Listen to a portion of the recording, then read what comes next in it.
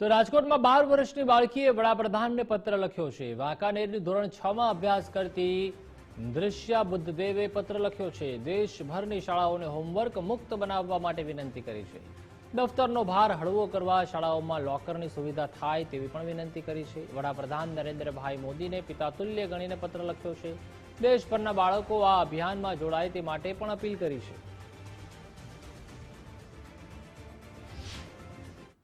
मैं श्री नरेंद्र भाई मोदी ने लेटर लख्यो है कारण के ते मारा पिता तुल्य है अने मने एवुं लागे छे के आ लेटर तेमनी पासे पहोंचशे अने मने तेनुं सोल्यूशन मळशे। शुं छे तमे समस्याओं शुं लई કે દરેક સ્કૂલમાં બહુ બધું હોમવર્ક પ્રેશર અને બહુ બધું આપે છે, બહુ બધી બુક્સ આપે છે જેનાથી બેગનું વજન ભારે થાય છે અને દરેક સ્કૂલમાં લોકર હોવું જોઈએ જેનાથી અમે અમારું બેગ તેમાં રાખી શકીએ અને હળવાશથી ભણી શકીએ।